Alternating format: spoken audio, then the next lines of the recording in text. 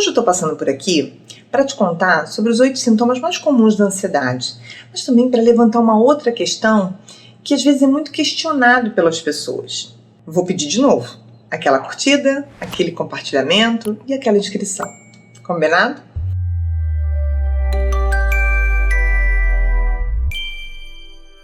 Quando a gente fala de ansiedade, e a gente já falou aqui, de ansiedade, de medo, a diferença de uma coisa e de outra. Já falamos que o medo é a reação do corpo e uma resposta, na verdade, quando tem a presença daquele objeto, que a ansiedade não, que é essa resposta, mas com a ausência desse objeto, com a possibilidade no futuro da presença do objeto, não é verdade? Então já vimos essa diferença, já vimos que tanto o medo quanto a ansiedade são importantes na nossa vida, uma forma de preservação, de adaptabilidade ao ambiente, de nos colocar em ação, enfim. Já olhamos isso em alguns vídeos aqui, nos vídeos que a gente deu dicas de depressão, nos vídeos do transtorno do pânico, enfim, a gente já foi falando aí dessas diferenças. Por quê? Porque o medo e a ansiedade, elas estão presentes nesses transtornos. Então, quando a gente fala da ansiedade, a gente está falando de duas coisas. Uma coisa é eu estar ansioso. Eu estou ansioso por um motivo qualquer, porque eu amanhã vou viajar, então eu não posso perder o avião, eu tenho que chegar com viagem internacional com 2 horas de antecedência, fazer uma prova, vou fazer uma entrevista de emprego, vou encontrar com alguém, enfim, estou ansioso, estou ansiosa por alguma situação específica. Ok, isso faz parte da vida. Uma coisa é eu estar constantemente ansiosa, ou seja, para todas as situações da minha vida, eu estou ansiosa. Na medida que isso se torna uma coisa muito recorrente, eu começo a ter que ficar um pouco mais preocupada, digamos assim, porque isso pode me levar a crises de ansiedade que podem me levar a um transtorno de ansiedade. Que sinais são esses? Então vamos lá.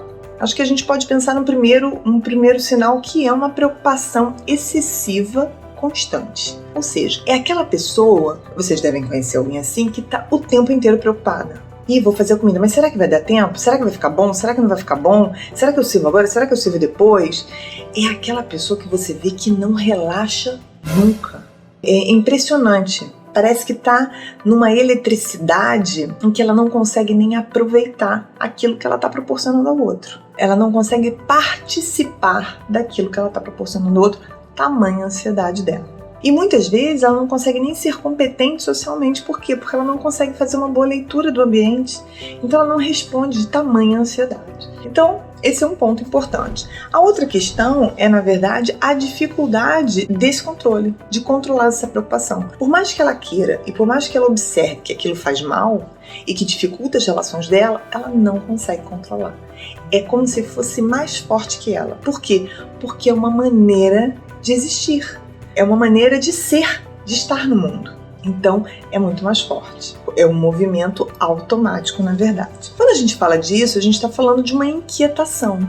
É uma pessoa que está o tempo inteiro inquieta. É como se estivesse ali com aquela sensação de nervos à flor da pele. Ela está o tempo inteiro num estado ali de alerta, na verdade, né? O tempo inteiro buscando alguma coisa. Então, essa é uma outra questão muito importante, muito vista. Depois a gente tem a irritabilidade, porque chega uma hora, vai cansando, porque você está o tempo inteiro ligado. Então, o nosso cérebro também, ele começa a ficar exaurido. Então começa a vir uma irritabilidade. E aí o processo de comunicação começa a falhar também dentro desse contexto. Não precisa nem dizer que na medida em que eu estou nesse excesso, nessa preocupação excessiva, eu não consigo controlar essa minha preocupação. Eu estou com os meus nervos à flor da pele, né? Um nível aí grande de preocupação. O que vai acontecer com o meu corpo? Eu vou começar a tensionar.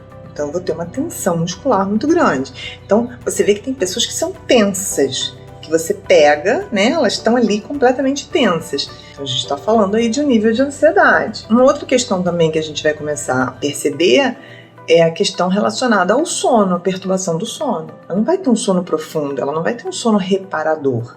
Então muitas vezes vão ser aquelas pessoas que vão estar sempre cansadas, fatigadas, porque elas não vão ter um sono profundo e, portanto, a gente tem aí um outro sintoma que seria a fadiga. E por fim, a falta de apetite, de falta de excesso de apetite. Então vocês vejam que quando eu trago esses sintomas, esses sinais, esses 8 sinais, isso faz link com outros transtornos, percebem? Então, quando a gente fala da depressão, a gente está falando de alterações do sono, a gente está falando de alterações do apetite, a gente está falando de fadiga.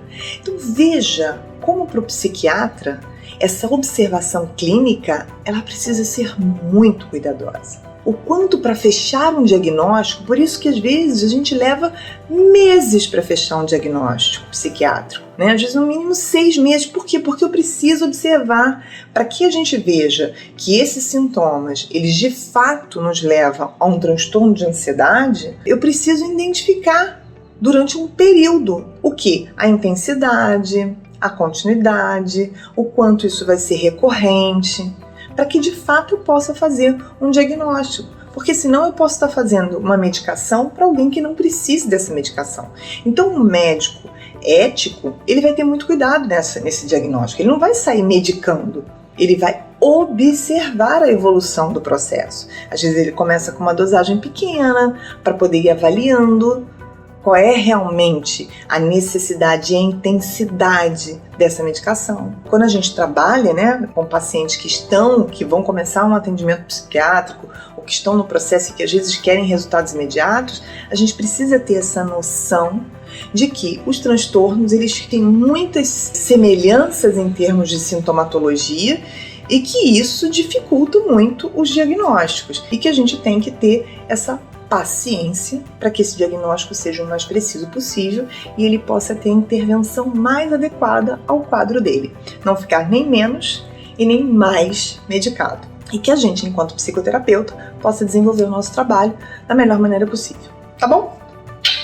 Beijos. Até a próxima.